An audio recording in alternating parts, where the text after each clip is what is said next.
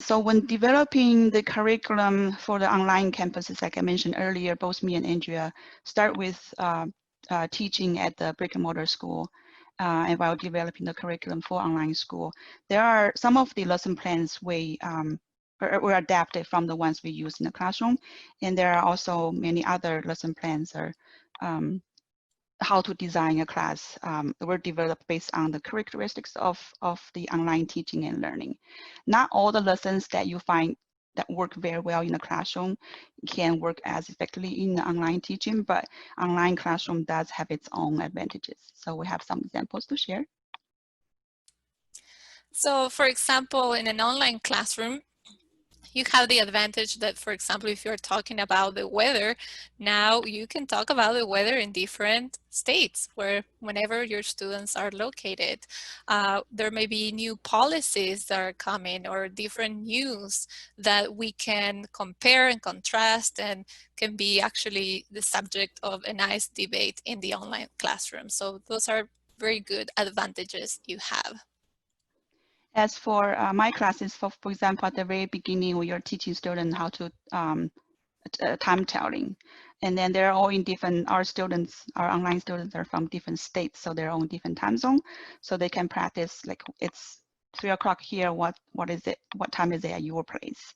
And also another advantage that we can take for teaching online is that when you teach students to give direction, for example, from the closest airport to their neighborhood, and then that direction, like each student will have their own different route, because then they don't have to repeat the same thing.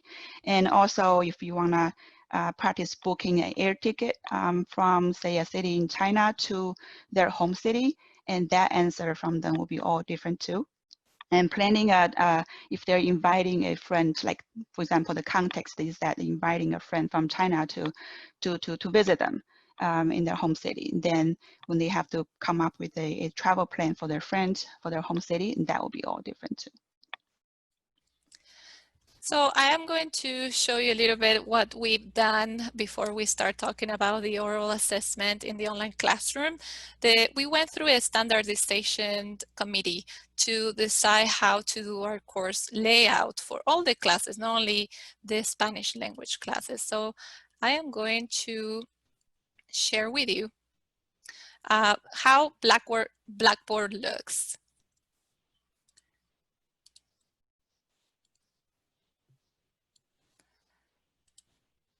So I hope you can see what I'm sharing right now. So this is the first thing the students can see when they access to, for example, this class, Intermediate Spanish 2, they see their announcements. And the announcements is where they can find all the different things they have to do and complete for the next week. The announcements are on each Friday, and you have a little list with things coming up. Each teacher has their own maybe design of an announcement. I like to include an inspirational quote with an image, but pretty much everybody does the announcements. They could look a little bit different. And then when they go to the left part of the Blackboard panel, they can access a content folder. I'm going to show you this one. Just an example, brief example of the course objectives and different activities they have. Maybe here they have a video they have to watch for the grammar, and this is something they don't do in the online classroom. They do at their own time, as well as any activities for listening and comprehension.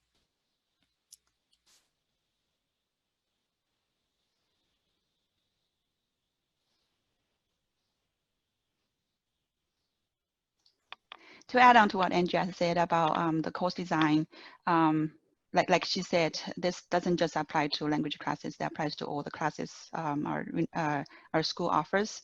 So another important thing is you don't want your student to get lost. If teachers are collecting or assigning homework through different ways, then or receiving or collecting homework by email or by some other method or by Blackboard, then it's very easy for students who are not meeting with us every day to get lost. So this is the reason why we standardize our courses. So our course layout looks exactly the same. Mine will be in English, in Chinese, not in Spanish, but the layout is exactly the same. And then our assignment are given to students through the same way on Blackboard. The feedback's collected. Feedback's given to students. Homework's collected also on Blackboard. We all have weekly announcements that send out by Friday before the week of the content will happen. And also when it comes to course layout, when students want to find something, we don't want them to keep digging on folder inside a folder link to another link. So the deepest level we have for our course layout is 2 levels. So if they want to find something, they're not supposed to click multiple times to find that. They will click maybe on one course content to go to a lesson, and then click that lesson and then find either the grammar video or homework inside that folder. Also, if you're interested, the application we use to do our grammar video is a PowerPoint recording that will include your speaking, your presentation, PowerPoint presentation, also any kind of annotate you do on the screen.